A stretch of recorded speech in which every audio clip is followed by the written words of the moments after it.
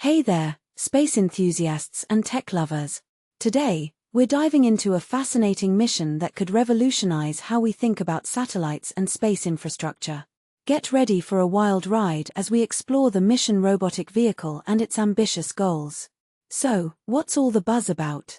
Well, on July 21st, a SpaceX Falcon 9 rocket launched a very special payload, the MRV, equipped with two badass 7-jointed arms, ready to take on the challenge of servicing aging satellites. But here's the kicker: this mission is about more than just fixing old satellites. It's about testing whether spacecraft can become serviceable infrastructure, a game-changer for the industry.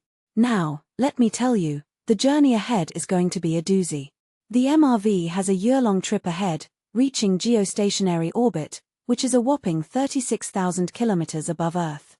And only then will the real test begin. Can this robotic spacecraft inspect, relocate, and upgrade satellites that were never designed for such a task? That's the million-dollar question, folks. The MRV is a collaboration between Space Logistics and DARPA, with some serious tech packed into its frame. Each arm is a masterpiece of engineering, with 7 joints and a tool drive, ready to perform intricate maneuvers. But here's the thing: this mission is not just about the hardware. It's about proving that we can extend the lives of valuable satellites, saving hundreds of millions of dollars in the process. You see, geostationary satellites are like the VIPs of space. They occupy prime real estate and often carry critical payloads for communication, weather, and national security. But when their propellant runs low, we're faced with a tough choice: replace the entire satellite or find a way to keep it functional. That's where the MRV comes in, offering a potential solution to this costly dilemma. Now, I want to emphasize that this is not a completely new concept. Space Logistics has already demonstrated life extension with their mission extension vehicles, but the MRV takes it to the next level.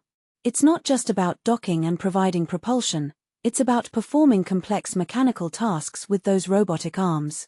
And that, my friends, is where the real challenge lies. You might be wondering, why is it so difficult? Well, most satellites in orbit were never designed to be serviced. They lack standard grapple fixtures, visual markers, or accessible fuel connections. It's like trying to fix a car without a manual or even a basic understanding of its inner workings. That's why NASA's OSAM-1 project faced significant challenges when attempting to refuel Landsat 7. It's a reminder that we can't take robotic servicing for granted until the hardware proves itself.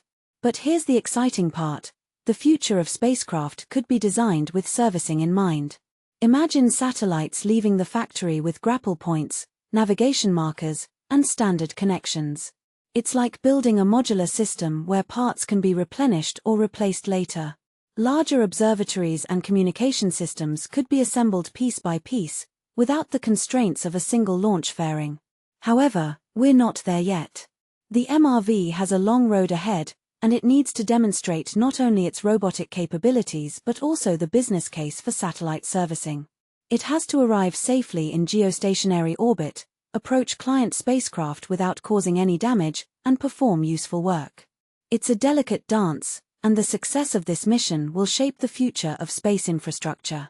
So, keep your eyes on the MRV's progress, because its arrival in geostationary orbit and its first documented servicing attempt are the milestones we're eagerly awaiting.